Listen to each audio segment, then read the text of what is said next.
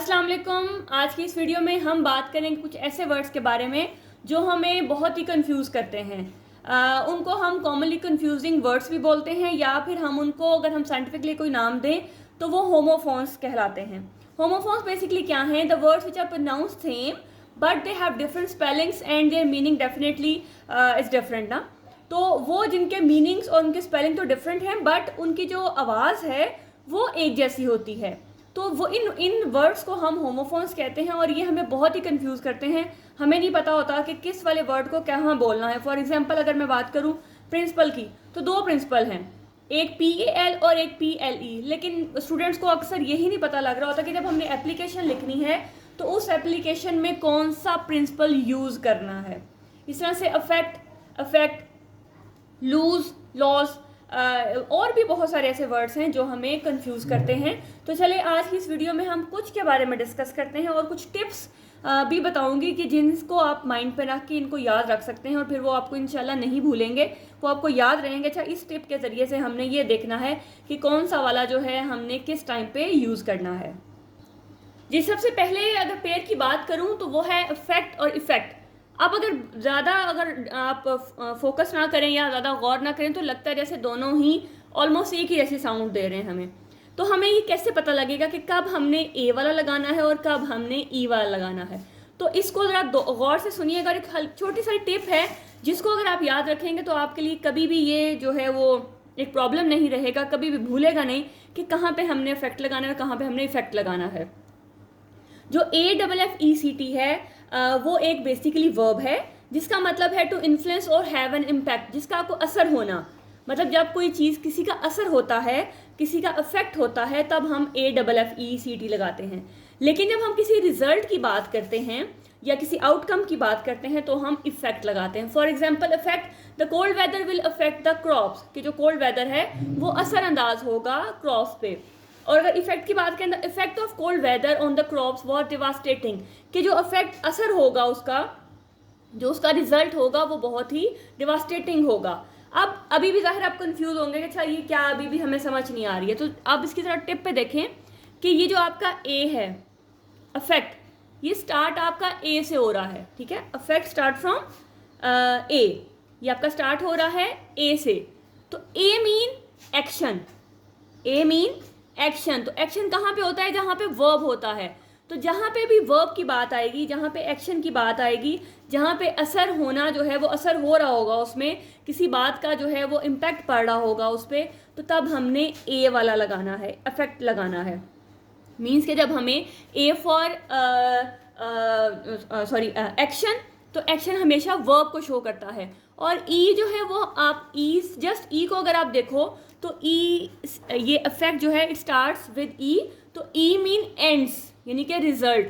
जब हमने रिजल्ट की बात करनी होगी तो हमने इफेक्ट लगाना है। For example her mood was affected by the news, कि उस मतलब देखें द मूड है वो अफेक्ट हुआ, यानी कि उस पर असर हुआ, किसका? न्यूज़ का। यानी कि उसमें आपका ये एक्शन शो हो रहा है, ये वर्ब शो करवा रहा है। जब वो वर्ब शो करवाएगा, वो एक्शन शो करवाएगा, तो वो आपका AFFECT होगा। The medicine affected the pain, मतलब आपने मेडिसिन खाई, उसका असर हुआ, तो वो आपका जो है वो ये वर्ब वाला है। इस तरह से जब हमने रिजल्ट की बात करनी है, जब कोई काम हो गया है तो उसका जो रिजल्ट हुआ है, उसका जो आउटकम आया है, उसका जो इम्पैक्ट पड़ा है, वो आपका है EFFECT। जैसे the new policy will have a positive effect on the companies profit, कि जो न्यू पॉलिसी है उसका जो रिजल्ट है वो अच्छा आएगा। The music has a Kameng effect on my mood, कि उसका जो जब उसने म्यूजिक सुना तो उसका मूड अच्छा हुआ। तो इसका मतलब वो जो ये जो इफेक्ट है ये बता रहा है उसके रिजल्ट के बारे में, कि सुनने के बाद जो है उसका जो मूड है वो काम हो गया। तो ये जो इफेक्ट है ये असर को बताएगा, रिजल्ट को बताएगा, कि वो जो असर के बाद जो रिजल्ट हुआ है, ठीक है, वो आपका EFF होगा। और जो आपका एक्शन जब शो करवाया जाएगा, ए फॉर एक्शन और ई फॉर रिजल्ट, या फिर आप इसको एंड बोल सकते हो, या इसको आप जो उसकी आउटकम है, या जस्ट ई से आप एंड याद रखें कि जो उसका एंड है, जब आपको पूरे प्रोसेस के बाद जो आपने रिजल्ट बताना होगा, जब आप रिजल्ट की बात करोगे तो आप EFFECT लगाओगे, और सेंटेंस में जब वर्ब की बात करोगे, एक्शन की बात करोगे, तो आपने AFFECT लगाना है। The cold weather will affect the crops, के जब जो कोल्ड वेदर है वो अफेक्ट करेगा, जो असर करेगा, यानी कि उसका कोई ना कोई असर अंदाज होगा उस पर, फसलों पे। तो ये यहाँ पे एज अ वर्ब काम करेगा। और देखें, the effect of cold weather on the crop was devastating, जो उसका असर हुआ, जो उसका रिजल्ट आया, जो उसका आउटकम हुआ, वो बहुत ही डिवास्टेटिंग था। तो आई होप कि आपको समझ आ गई होगी कि आपने सिर्फ ए और ई से याद रखना है कि जब भी वर्ब की बात की जाएगी तो ए लगाएंगे, जब आपने एंड की बात करनी है तो आपने ई का यूज करना है। जी नेक्स्ट है हमारे पास एडवाइस और एडवाइस, ADVICE और ADVISE। इसको भी थोड़ा सा ध्यान से देखें कि जहां पे आपके पास सी वाला आएगा, ठीक है, जहां सी आएगा वो आपके पास एज अ नाउन होगा। ADVICE नसीहत है और ADVISE नसीहत करना।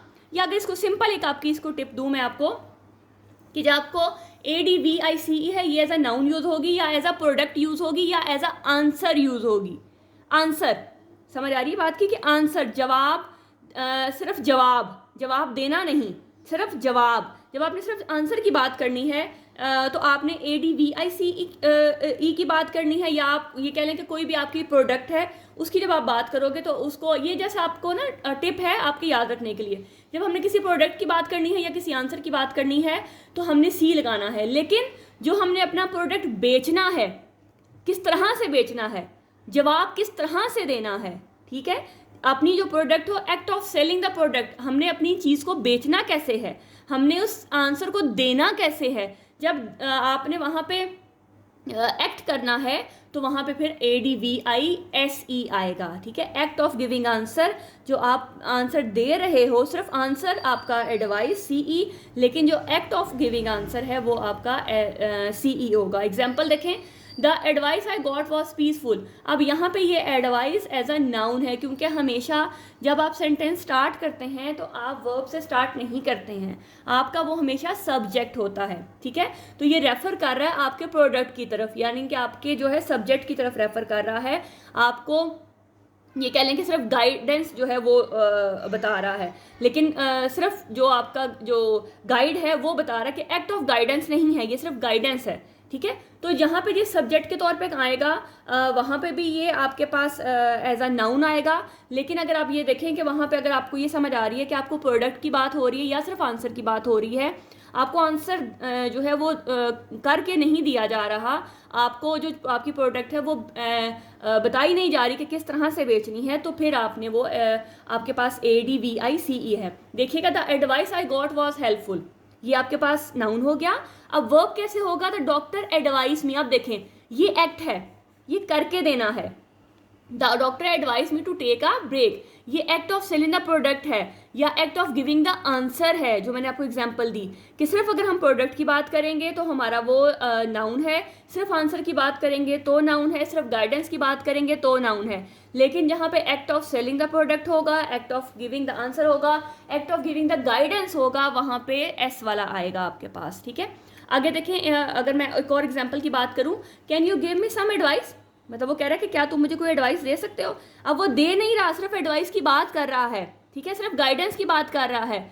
You advice me to take a break, अब यहाँ पे उसने एडवाइस दे दी, ठीक है, उसने गाइडेंस उसको दे दी, तो जब दे दी उसको वो एक्ट करके करवा रहा है तो वो एस वाला होगा। सिर्फ जो है वहाँ पे अगर प्रोडक्ट की बात की जाएगी, सिर्फ गाइडेंस की बात की जाएगी, सिर्फ पूछा जाएगा, तो फिर वहाँ पे ADVICE होगा। आई होप कि ये वाला आपको क्लियर हो गया होगा। ये बहुत ही जो शुरू वाले 2-4 हैं बहुत ही कंफ्यूजिंग है, लेकिन थोड़ा सा फोकस करने से ये आपको क्लियर हो जाएंगे कि जहाँ पे आपकी सी वाला है इसका मतलब है वो आपका एज अ नाउन यूज होगा, वो सिर्फ बात कर रहा है, बात हो नहीं रही है, सिर्फ पूछा जा रहा है, यानी कि आपको ये कह लें कि आस्क कर रहा है, पूछ रहा है। तो जहाँ पे प्रॉपर एक जवाब दे दिया जाएगा, जहाँ पे आपको वो गाइडेंस दे दी जाएगी, जहाँ पे वो करके दिखाया जाएगा, तो फिर ADVISE। Next one is Elder and older. Elder older यहाँ पे भी बड़ी कन्फ्यूजन रहती है कि कहाँ पे एल्डर लगाना है, कहाँ पे ओल्डर लगाना है। तो देखिएगा कि एल्डर जो है वो आपका ई से स्टार्ट हो रहा है, तो ई मतलब कि जहाँ पे एक्सपीरियंस, ई शोज एक्सपीरियंस। थोड़ा सा इन छोटी छोटी चीज़ों को याद रखेंगे तो ये कभी भी आपके लिए प्रॉब्लम नहीं बनेगा कि ई एक्सपीरियंस, और एक्सपीरियंस किसका होता है, जो आपसे बड़ा होता है, छोटे से एक्सपीरियंस की बात नहीं की जाती है, ठीक है। एक्सपर्टीज़ या एक्सपीरियंस किसी बड़े का, तो इसका मतलब है कि जब आपने किसी बड़े को शो करवाना है कि ये मेरा बड़ा भाई है, ये मेरी बड़ी बहन है, या फैमिली में किसी भी बड़े को आपने ये कह लें कि उसकी पोजीशन या उसके स्टेटस को शो करवाना है, तो आपने एल्डर का यूज़ करना है। और ओल्डर, ओ ये देखिए ओ से स्टार्ट हो रहा है, तो इसका मतलब है old.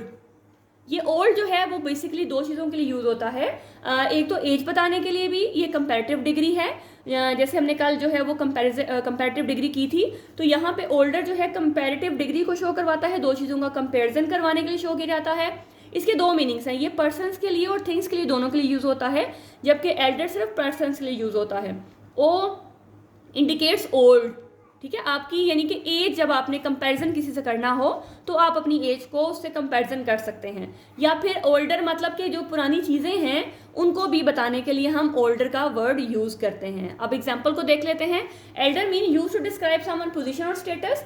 Elder starts with an E which stand for experience और एक्सपर्टीज, ठीक है, याद रखना है कि ई फॉर एक्सपीरियंस, तो जब आपने अपने से किसी बड़े को शो करवाना है तो आपने एल्डर लगाना है। My elder sister is coming, the Elder members of the community were honoured, तो ये देखें यहाँ पे बड़ों की बात हो रही है। तो older use to describe age, देखिए ओल्ड से ओल्डर है तो इसका मतलब है पुराना। या फिर आप जैसे हाउ ओल्ड आर यू, तो आप किसी की जब एज पूछते हो तो आप कहते हो हाउ ओल्ड आर यू, तो एज पूछने के लिए भी आप जो है वो उसको याद रख सकते हो कि हमने जब एज के बारे में बात करनी है तो हमने ओल्डर लगाना है। तो ये कंपैरिजन के लिए यूज़ होता है। I am older than my sister, he is older than he looks, this house is older than that, तो चीज़ों के लिए, इंसानों के लिए, दोनों के लिए ओल्डर, लेकिन सिर्फ इंसानों के लिए आपने एल्डर को यूज़ करना है जी। नेक्स्ट पेयर आपका है चेक। चेक CHECK और CHEQUE, दोनों देखें बोलने में एक हैं लेकिन इनके स्पेलिंग्स और इनके जो मीनिंग्स हैं वो टोटली डिफरेंट हैं। CHECK चेक, जैसे जो टीचर आपका काम चेक करती है, तो ये एज अ वर्ब है क्योंकि ये काम होता है टू एग्जामिन और टू वेरीफाई। तो जब कोई काम चेक किया जाता है तो उसके लिए हम CHECK लगाते हैं। और जो बैंक से मनी जो विड्रॉ करने के लिए, पैसा निकालने के लिए जो हम एक पीस ऑफ पेपर यूज़ करते हैं उसको हम चेक बोलते हैं, ठीक है। ये पेपर पेमेंट ऑर्डर है, जबकि चेक जो है जस्ट टू एग्जामिन और टू वेरीफाई, ये वर्ब है और ये आपके पास नाउन है। तो इस सेंटेंसेस देखते हैं। Can you check the math problem to see if I am right, I will check the weather forecast. तो चेक करना, कुछ चीज़ चेक करना, कुछ देखना, वेरीफाई करना, एग्जामिन करना। और ये cheque, she wrote a cheque, उसने एक चेक लिखा, मतलब मनी बैंक से निकालने के लिए। It is a cheque for 1000 rupee. Next very common, stationery. Stationery एक में ए आता है और एक में ई आता है, ठीक है, ARY और ERY। अब कहाँ पे ए लगाएं और कहाँ पे ई लगाएं, इसको एक सिंपल टिप अगर दूं मैं आपको कि याद कैसे रखना है आपने, आप मतलब मैं भी इसको ऐसे ही याद रखती थी कि आप जो ये वाला स्टेशनरी है ना ARY, ये होता है नॉट मूविंग, जस्ट फिक्स्ड, जो कि हिल नहीं रहा। तो आप अगर सोलर सिस्टम की बात करें, हमने सिर्फ इसको याद रखने के लिए रखना है, सोलर सिस्टम में सब तो स्टेशनरी नहीं है, लेकिन सिर्फ याद रखने के लिए कि ABC में पहले ए आता है और आसमान भी ऊपर है, ठीक है। तो हमने ऊपर और नीचे से याद रखना है। ऊपर जो है वो आसमान है और सबसे पहले अल्फ़ाबेट में ए आता है, तो इसका मतलब है ये जो स्टेशनरी है ये जो रुकी हुई चीज़ें हैं उनके लिए यूज़ होता है। और ERY जो है वो मटेरियल, जो हम राइटिंग मटेरियल यूज़ करते हैं, जैसे हमारे पास कॉपी, पेंसिल, शार्पनर, जितनी भी स्टेशनरी की जो किताबें वगैरह हैं, ये सब स्टेशनरी कहलाती हैं। तो ये क्योंकि ज़मीन पे पाई जाती हैं तो इससे हमने ई से याद रखना है। तो याद रखना है, याद रखने की छोटी सी टिप है कि आसमान मतलब ABC में ए पहले आता है और आसमान पहले आता है, ऊपर नीचे से अगर आप याद रखें ना, आसमान और ज़मीन, तो आसमान ए मतलब कि वहाँ पे जो चीज़ें मौजूद हैं वो मोस्टली स्टेशनरी हैं, तो वहाँ ए जो है वहाँ पे यूज़ होगा। और ज़मीन पे जितनी भी चीज़ें हैं जो हमने लिखने के लिए यूज़ करनी है वो हमें जो शॉप से मिलती हैं वो ई से शो होगा, ठीक है। तो मैं अपना एक्सपीरियंस बता रही हूँ कि मैंने इसको ऐसे याद किया हुआ था। तो ये वाले जो ARY है ये आपका एडजेक्टिव है, नॉट मूविंग। तो अगर एग्जाम्पल दूँ तो the planets in our solar system are stationary, सारे तो स्टेशनरी नहीं है, सिर्फ एक एग्जाम्पल के तौर पर सेंटेंस लिखा है। द सन इज स्टेशनरी, कि सूरज जो है वो स्टेशनरी है, मतलब साकिन है, रुका हुआ है। The car is stationary on the side of the road, कि जो कार है वो भी साकिन है रोड के साइड पे। अब ERY मतलब कि material use for writing. I need stationery, मुझे स्टेशनरी की ज़रूरत है। She bought stationery for her office, उसने कुछ जो है स्टेशनरी खरीदी अपने ऑफिस के लिए। तो याद रखें कि ए वाला स्टेशनरी मतलब साकिन नॉट मूविंग, और ई वाला जो है वो आपकी किताबें कॉपियाँ जो भी आपको स्टेशनरी शॉप से मिलता है। इसको याद रखने के लिए आसमान को याद रखें या सूरज को याद रखें कि ऊपर है और ज़मीन नीचे है, तो यहाँ पे जो चीज़ें ज़मीन से मिलती हैं, जो वहाँ दुकानों से मिलती हैं, वो आपका ERY हो जाएगा। आई होप कि आपके कॉन्सेप्ट क्लियर हो रहे होंगे और ये ज़रूर आपके लिए फ्रूटफुल होगी। बहुत सारे जो नए वर्ड्स हैं वो आपकी डिक्शनरी में, आपके माइंड में इजाफा हुआ होगा। तो अगर आपको वाकई ही लग रहा है कि ये आपके लिए फ्रूटफुल और आपके ये वर्ड्स आपके लिए हेल्पफुल हैं और आपकी वोकैबुलरी में इजाफा हो रहा है, तो लाजमी तौर पर लाइक कीजिएगा, अपने दोस्तों को शेयर कीजिएगा ताकि उनके लिए भी फ्रूटफुल हो। चलिए नेक्स्ट पेयर की तरफ चलते हैं। देन THAN और THEN, ये देन हम यूज़ करते हैं जब हम कंपैरिजन यूज़ करते हैं। जहाँ पे भी हम कंपैरेटिव डिग्री यूज़ करते हैं वहाँ THAN लगाते हैं, ठीक है। जैसे I am taller than my brother, this cake is sweeter than the one we had yesterday. जब हमने कंपैरिजन करना है तो A लगाना है। जब हमने कोई चीज़ सीक्वेंस में कोई चीज़ हम लिख रहे हैं, कर रहे हैं, तो फिर हम उसके लिए THEN लगाते हैं। जैसे she finish her homework and then she went to bed, उसने अपना होमवर्क ख़त्म किया और फिर वो बिस्तर पर चली गई। तो ये देन जब आपने उसका एक सीक्वेंस शो करवाना है कि उसने पहले ये काम किया, फिर ये किया, फिर ये किया, तो फिर वहाँ पे हमने देन लगाना है THEN। लेकिन जब हमने कंपैरिजन करना होता है फिर हमने THAN लगाना है। नेक्स्ट है THEIR और THERE, देयर। ये जब आई वाला होगा वहाँ पे आपने जो पोजेशन है, मतलब कोई चीज़ आपसे रिलेटेड है, देयर कार, उनकी गाड़ी, their favourite food is pizza, उनका जो फेवरेट फूड है वो पिज़्ज़ा है। यानी कि जब पोजेशन शो करवानी है फिर आपने THEIR लगाना है, और ये आपका एडवर्ब है जो आपको बताएगा कि कहाँ, लोकेशन, आपकी डायरेक्शन जो है वो बताएगा आपकी, ठीक है। तो THERE, जैसे I am going there for, मैं वहाँ जा रहा हूँ वेकेशन के लिए। Put the book over there on the table, तो जब आपकी लोकेशन या डायरेक्शन शो करवाई जाएगी तो देयर, और ये आपकी पोजेशन के लिए कोई चीज़ जिसकी मलकियत जो शो करवाई जाएगी तब आपने THEIR का यूज़ करना है जी। नेक्स्ट है आपके पास प्रिंसिपल और प्रिंसिपल। ये बहुत ही कॉमनली जो है वो मिस्टेक बच्चे करते हैं। इवन 9th-10th के बच्चे जब एप्लीकेशन लिखते हैं तो उन्हें यही नहीं पता होता कि हमने PLE लिखना है या PAL लिखना है।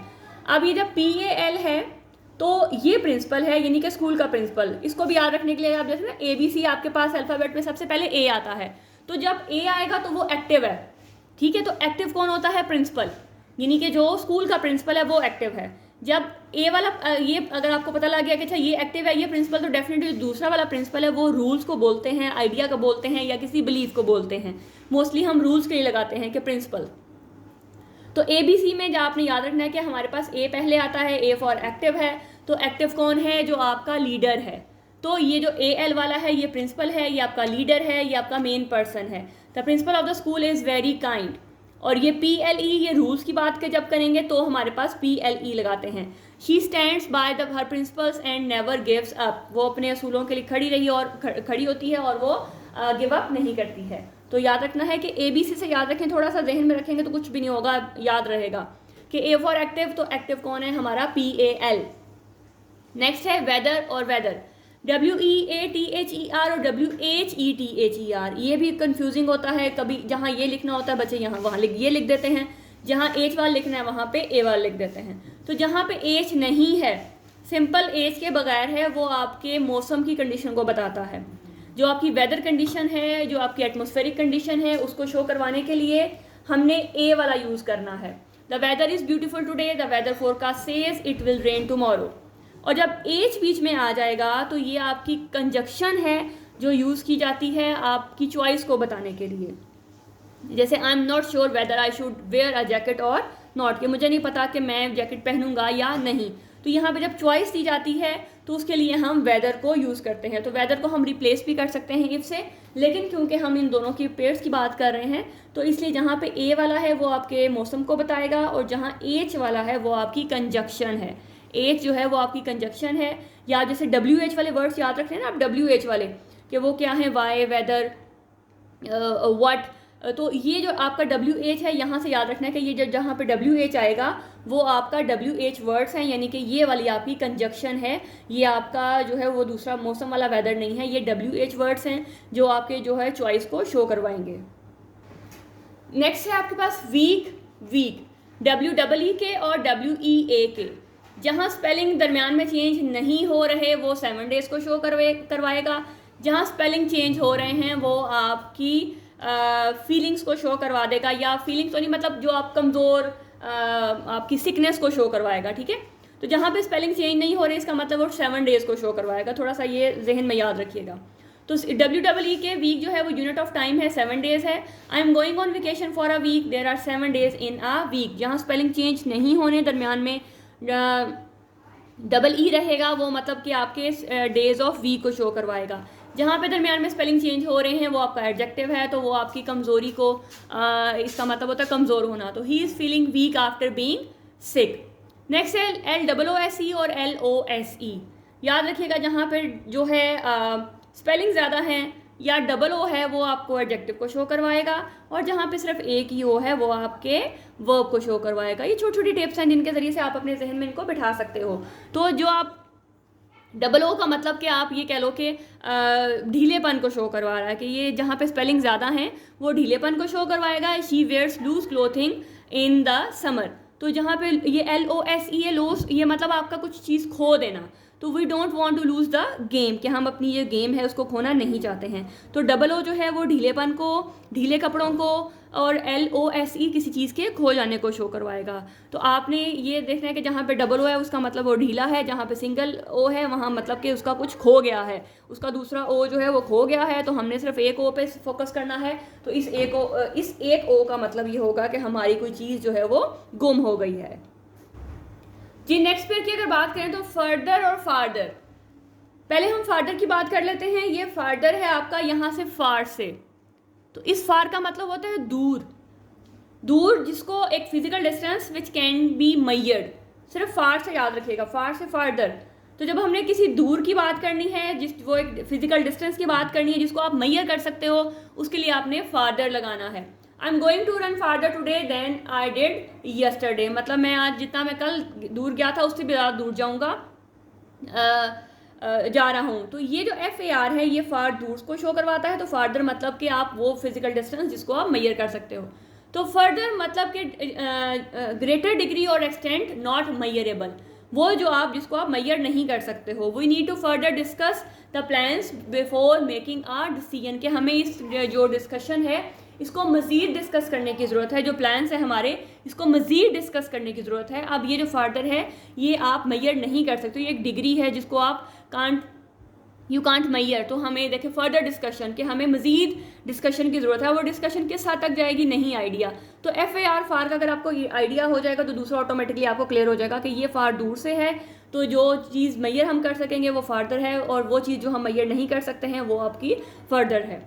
नेक्स्ट है राइट और राइट, WRITE और RIGHT। सेम आपकी बोलने में वो है साउंड, लेकिन WRIT राइट अ लेटर, वो लिखना, ये वर्ब है।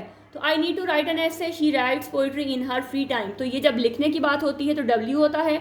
और ये राइट आपके दो तरह की मीनिंग देता है, जैसे राइट आपका राइट आर्म, वो भी उसमें भी मीनिंग दे सकता है। लेकिन अगर यहाँ पे और आप बात करें तो राइट एडजेक्टिव के तौर पे भी यूज़ होता है, कि राइट डिसीजन, ठीक है, मतलब करेक्ट। तो ये जो आपका राइट है ये आपके एडजेक्टिव के तौर पे यूज़ होगा। Is this right answer, she fought for her rights. या फिर आप इसको राइट आर्म भी उसकी सेंस में आ सकता है, उसके मीनिंग में आ सकता है। लेकिन अगर हम सिर्फ राइट और राइट की बात करें तो ये एज अ वर्ब होगा, लिखना, काम करना। और ये राइट मीन करेक्ट, कोई चीज़ जो बिल्कुल ठीक है जी। नेक्स्ट हमारे पास है TO, TOO और TWO। अब यहाँ पे भी बोलने में देखिए टू ही है सारा, ये भी टू और टू, लेकिन डिफरेंस है तीनों में। ये टू TO, ये टू आपकी प्रपोजिशन को शो करवाता है, और प्रपोजिशन किसकी, डायरेक्शन या मूवमेंट की। जब आपने किसी की डायरेक्शन या मूवमेंट को शो करवाना हो तो आपने वो प्रपोजिशन टू का यूज़ करते हैं। For example I am going to the store. Next TOO, इसका ये एक एडवर्ब है जो कि जिसका मतलब ये होगा वेरी या ऑल्सो, दोनों के मीनिंग में आता है। जब हमने वेरी या ऑल्सो को शो करवाना हो तो हम TOO लगाते हैं, ठीक है। जैसे I am going to the party too, कि मैं भी पार्टी में जा रहा हूँ। This cake is too sweet, cake बहुत ही मीठा है। तो ये जब आपने वेरी या ऑल्सो की सेंस में देना हो, यहाँ पे ये ऑल्सो का सेंस दे रहा है और यहाँ पे ये वेरी का सेंस दे रहा है कि this cake is too sweet, के बहुत ही मीठा है। I am going to the party too, कि मैं भी पार्टी में जा रहा हूँ। तो ये दोनों मीनिंग जो हैं वो टू के होते हैं। TOO, और ये TWO ये आपके नंबर को शो करवाता है। जैसे I have 2 pencils, there are 2 options. तो जब आपने नंबर को शो करवाना है तब आपने TWO को यूज़ करना है। नेक्स्ट है न्यू। न्यू NEW और KNEW, बोलने में दोनों एक जैसे हैं लेकिन स्पेलिंग में भी फ़र्क है। NEW एक एडजेक्टिव है जो आपकी नई चीज़ को, फ्रेश को, रिसेंट को शो करवाता है। जो चीज़ आपने नई खरीदी है, जो आपकी चीज़ नई है, उसके लिए आप NEW लगाते हो। She is a new student in are class, I got a new phone yesterday. ठीक है कि ये बच्ची जो है, स्टूडेंट जो है वो नहीं है और मैंने एक नया फ़ोन कल ख़रीदा। अब KNEW ये पास फॉर्म है नो की, जिसका मतलब जो आपके किसी वर्ब को शो करवाता है। ठीक है, जानना। आई न्यू द आंसर, और she knew him from high school, कि वो उसको हाई स्कूल से जानती है और मुझे इसका जवाब जो है वो पता है। तो दोनों देखें बोलने में एक जैसे हैं लेकिन स्पेलिंग दोनों के डिफरेंट है और मीनिंग तो टोटली डिफरेंट है। तो दीज आर कॉमन वर्ड्स जो हम बहुत ही ज़्यादा मिस्टेक करते हैं बोलने में और लिखने में। स्टूडेंट्स को नहीं आइडिया होता कि कहाँ पे हमने कौन सा वर्ड लगाना है। तो आई होप कि जितने आज हमने किए हैं वो आपके लिए फ्रूटफुल हुए रहे होंगे। नेक्स्ट वीडियो में मैं कुछ और इसी तरह के वर्ड्स लेके आऊँगी ताकि हमारा ये टॉपिक जो है वो अच्छे तरीके से कवर हो जाए। ये वो वर्ड्स हैं जो हम रूटीन में बोलते हैं और ये लिखने में तो ज़ाहिर है बहुत ही कॉमन है। हमने इनमें से बहुत सारे वर्ड होते हैं जो हमने अपनी राइटिंग में, पेपर में लिखने होते हैं, लेकिन जब हम वर्ब की जगह नाउन को और नाउन की जगह वर्ब को लगा देंगे तो ऑटोमेटिकली हमारा जो सेंटेंस का सीक्वेंस है वो गलत हो जाएगा। तो इन सबको आपने ध्यान से देखना है। जो टिप्स आपको दी गई हैं उनको जहन में रखिएगा, तो इंशाल्लाह जब आप प्रैक्टिस करेंगे तो ही चीज़ें कवर होंगी। लेकिन याद रखना है कि खाली एक दफ़ा सुनने से चीज़ें कवर नहीं होंगी। एक दो दफ़ा इसको सुने, फिर इसको लिखें और इसकी प्रैक्टिस करें। जितना आप प्रैक्टिस करेंगे उतना ही ये चीज़ें आपके जहन में बैठ जाएंगी। और जब एक दफ़ा आपको ये गो थ्रू हो जाएंगे, इनसे चीज़ें आपके जहन में बैठ जाएंगी, तो फिर इंशाल्लाह वो आपकी सारी उम्र कभी भी नहीं भूलेंगी आपको। सिर्फ टिप्स को याद रखें कि कहाँ पे हमने किसको यूज़ करना है। तो आज के लिए इतना ही। नेक्स्ट वीडियो में हमें कुछ और होमोफोन्स को डिस्कस करूँगी ताकि हमारा ये टॉपिक जो है अच्छे तरीके से कवर हो जाए। तो दुआओं में याद रखिएगा, मुझे भी दुआओं में याद रखिएगा। सारे मुसलमान जितने भी हैं हमारे जो इस टाइम तकलीफ़ में हैं उनके लिए भी दुआ लाज़मी कीजिएगा। अपना बहुत सा ख्याल रखिएगा। अल्लाह हाफ़िज़।